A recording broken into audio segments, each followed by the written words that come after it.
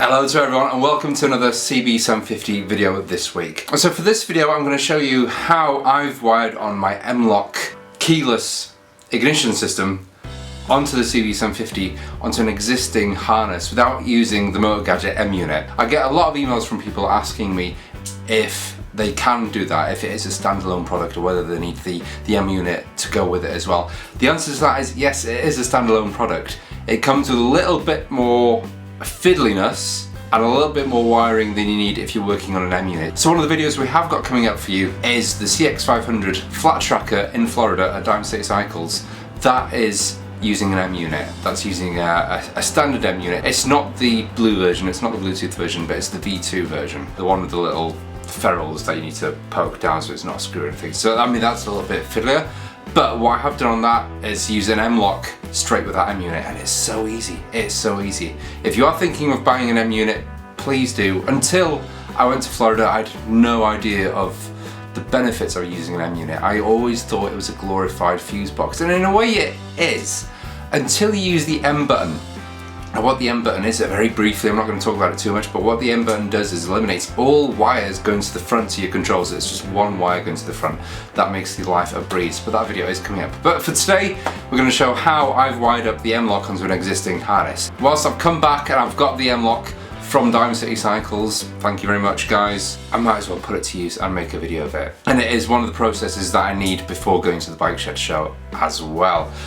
One of the things I do want to put in a big caveat is this is how I have done my wiring. I'm not saying it's the perfect way of doing the wiring. There are little things that people who are proper automotive electricians probably cringe at. So I'm only showing you the pathway of what I've done it. And even so, I've actually moved the location of my fuse box later on in the wiring diagram, later on the wiring circuit I should say.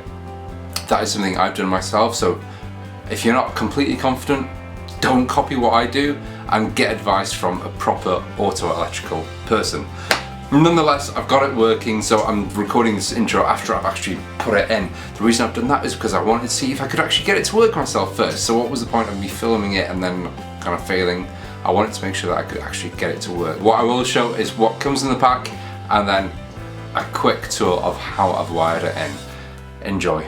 So if you look at the actual kit that you get with the M-Lock now, it comes with your actual M-Lock contact pad. Don't know if that's what it's properly called, but that's what I'm going to call it. Comes with a relay, a 4-point relay, all the kit that you need to put your 1 amp fuse together, and then the spade connectors that go onto your relay. It also comes with 3 kind of little connectors, which I think they're used to couple up wires together and things like that. Screws also to connect your M-Lock base plate, and also a master key and an M-Lock key.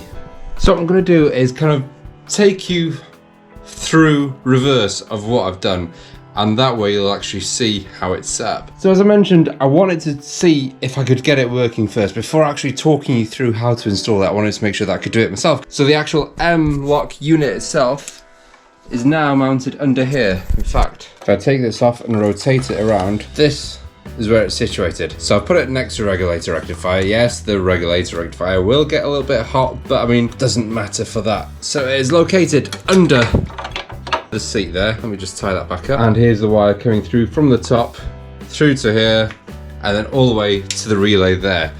You can see it's still using the old fuse box system there, so we're not using an M unit at all. It does get a little bit complicated. So the difference is from using the M unit to wiring it up to your normal existing wiring system like this is that you do have to use this relay here. Excuse me for using this blue connector here. I'd run out of these clear ones. I did a mistake with the clear ones that they gave me in the pack, so I had to use a blue one just to get it working. And looking at the wiring diagram, you can see exactly what goes where. So you've got the M-Lock at the bottom there. The M-Lock's got a red, black and a brown. Now it kind of goes a bit obvious that your black is going to be your negative. That's ground to the frame. You've got an optional backing capacitor there, but I haven't put one on this. But you have got that as an optional if you want. It doesn't come with the pack, but you've got the option of putting it there. So the first step we'll do is trace this live wire here.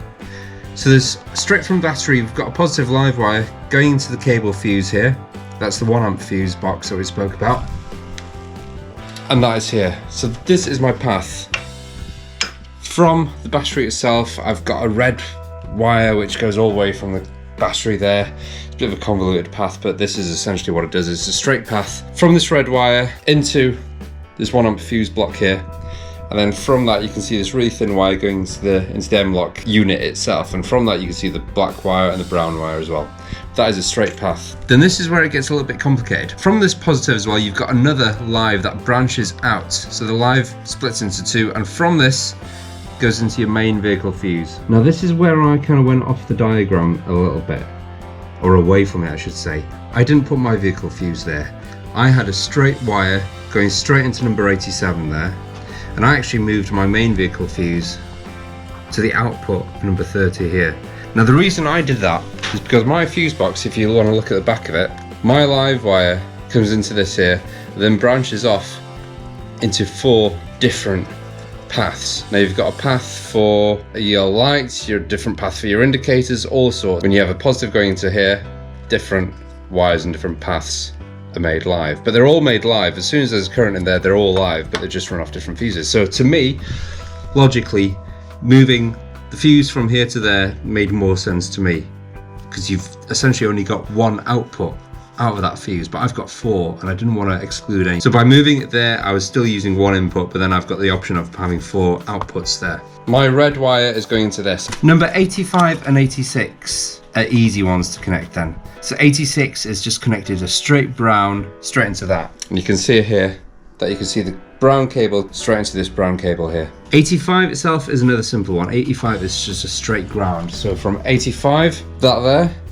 we've got it going straight to grounding there. So this is just a temporary ground that I've just put at the moment, just so I can actually figure everything out.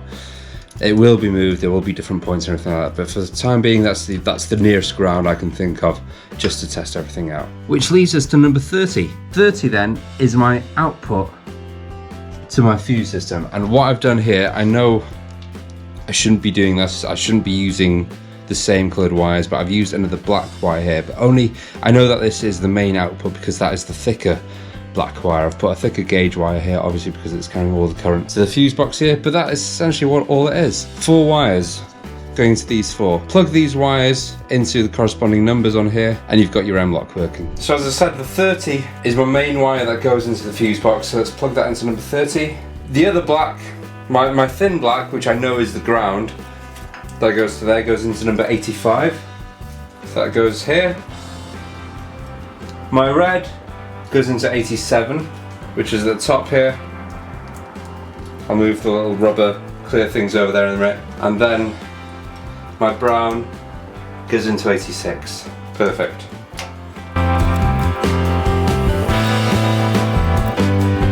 Now I've got my battery hooked up here. This is a really makeshift way of doing it, but I just want to test, see if everything's working tonight. You can see that my starter hasn't been connected there, it's still there. But my solenoid is down there, and also all the cables that need going into it and everything like that. I have my M-Lock here. There are 2 keys here actually. There's a master key, and I'll show you quickly how to sort out the master key, and you've got your M-Lock key. But that has quickly been grounded, as you can see there, and here goes. You can see the dash is off. Put my key into there. You can hear a click, and there it is, it's on. You can see because the rear light is on. And then quickly tap it again, if I can find it, and it goes off. Sorted. You do have a master key as well. Don't use this. Don't use this to switch your thing on and off, because it will actually mess everything up. But essentially what you do with this is you hold it on your M-Lock, so everything will switch on. 1 second, everything will switch off. That then means that your M-Lock system is now ready to have keys programmed into it. You can program up to 3 keys on this. And all you do, after you've gone through the procedure of switching your ignition on and off with this, you then hold your working key underneath for about 3 seconds. And then you'll notice that your system goes on for 3 seconds, then off again. And that means that this key is then assigned. I'll quickly show it to you. I'll hold it underneath. And it's gone on and off. And then with your M-Lock key, hold it underneath. That'll go on for about 3 seconds and now off. Now this means that this key is now assigned to that bike.